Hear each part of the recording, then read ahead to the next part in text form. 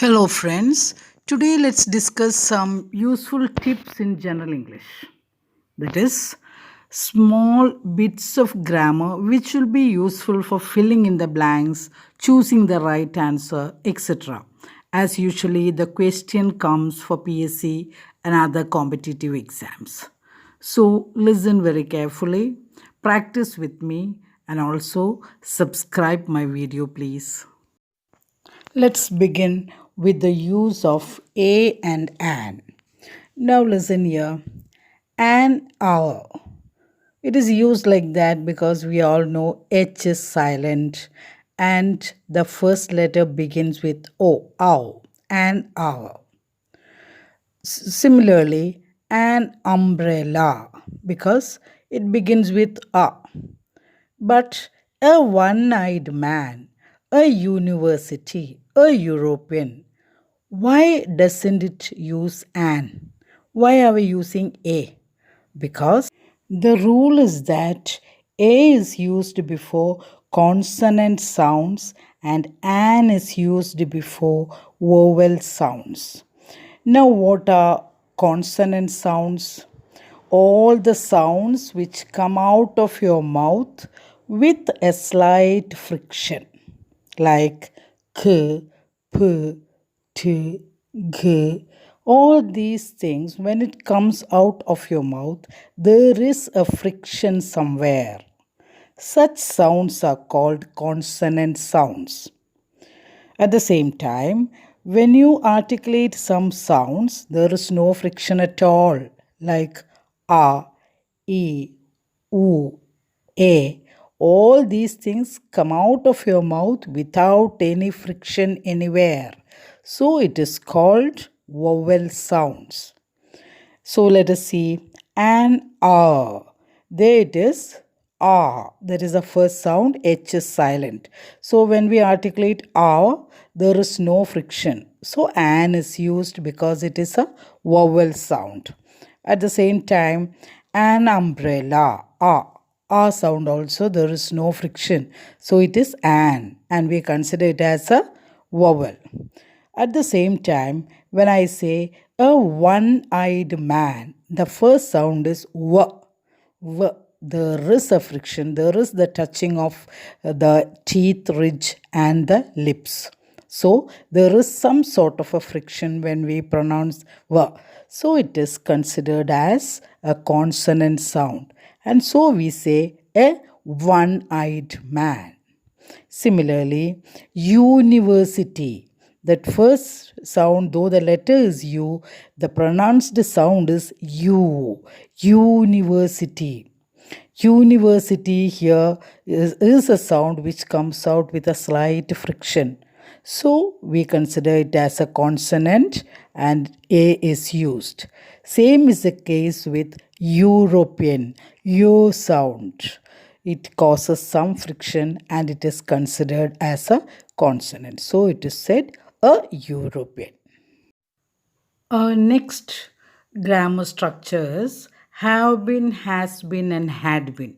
Let us see in which circumstances these are used.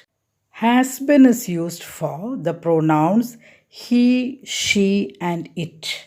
For example, he has been staying here for many years, or she has been staying here for many years. It has been barking the whole night. For these he, she, and it, and the corresponding nouns, that is, if it is a he, Rama, Tom, Harry, etc. She, mother, the lady, girl, etc. It means the dog, the elephant, the cat, etc. For all these things, we use has been.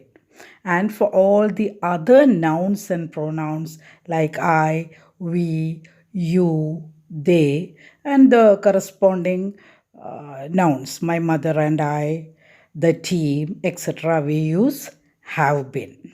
Here, has been and have been is used to show an action that started in the past and is still going on in the present and may extend to the future. For example, I have been waiting for you since 9 a.m. Means I started waiting for you from 9 a.m. onwards and is still waiting for you. It may also extend to the future. She has been working in the school since 2000. Means she started working here in 2000. She is still working in the present when I'm talking. She may work up to some time in the future also. So the action started in the past and is still going on in the present and may or may not extend to the future. It gives that meaning. Had been is used to show an action which began in the past and ended before the present tense. That is, it ended at some time in the past itself, before the present tense started. It didn't extend to the time now. For example, I had been waiting for 2 hours when she arrived. That is, she arrived in the past itself. Before that, I had been waiting for her and I stopped waiting when she arrived. This she arrived also is in the past itself. Another, she had been working in that school when she got married. So, two past actions. She worked in that school and she got married. So, till she got married, she had been working in that school. Means the she got married is also in the past tense. So, these two actions did not extend to the present at all.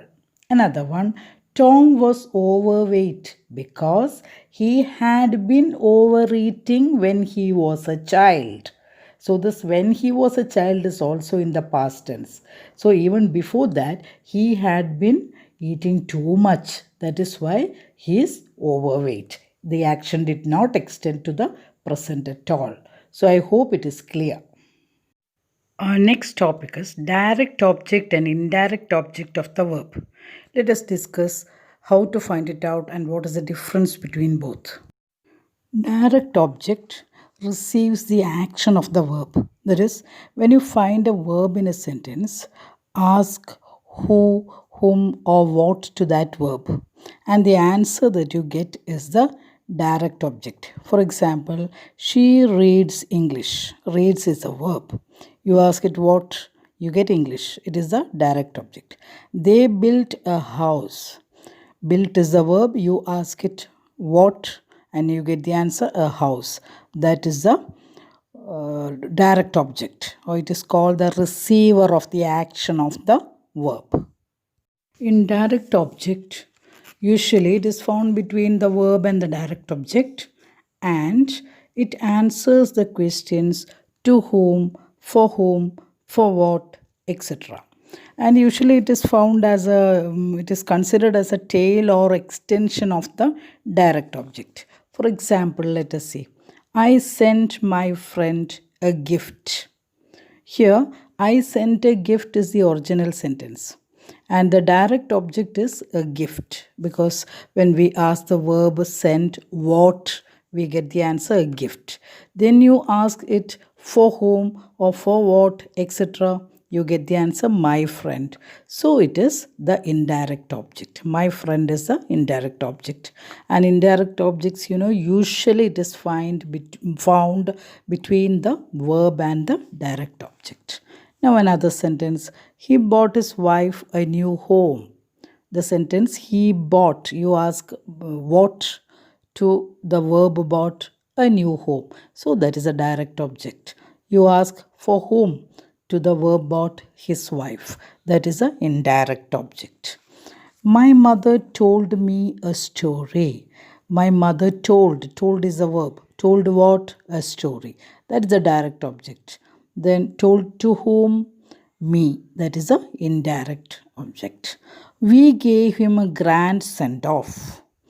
We gave what? A send off. Send off is the direct object. To whom or for whom? Him. Him is the indirect object. Our next part is transitive and intransitive verbs. How do we differentiate between the transitive and intransitive verbs? Let us look at it with some examples. Transitive verbs always have objects. That is, they need objects to complete their meaning. How do you find the object of a verb? You ask the question what or who or whom to the verb. If you get the answer, it is called the object of that verb, and such types of verbs who have the object is called transitive verbs. Intransitive verbs don't have an object at all. It is complete even without an object. Now let us look at some examples. First sentence is she sang the national anthem. There, sang is the verb. You ask what to the verb and you get the object national anthem. So it is a transitive verb. But if we say she sang, then it is an intransitive verb because sang doesn't have an object. Another one, I invited her. Here, invited, you ask for what or why. There is no answer. It is just I invited her. So there is no object and it is called intransitive verb. When I say I invited her to the party, means invited has an object. So we call it transitive verb. The horse runs fast. There is no object for the verb because there is no answer to the question what. So it is intransitive. Next is I cried. There is no objective to the object to the verb and therefore it is intransitive. Another one, the stars were shining. The stars were shining also there is no object. So there is no question answer to the question what. So we don't get an object and so it is intransitive. So intransitive verbs are complete even without an object, whereas transitive verbs need an object to be completed. Now, that is all for today. Thank you for being with me and subscribe my video please.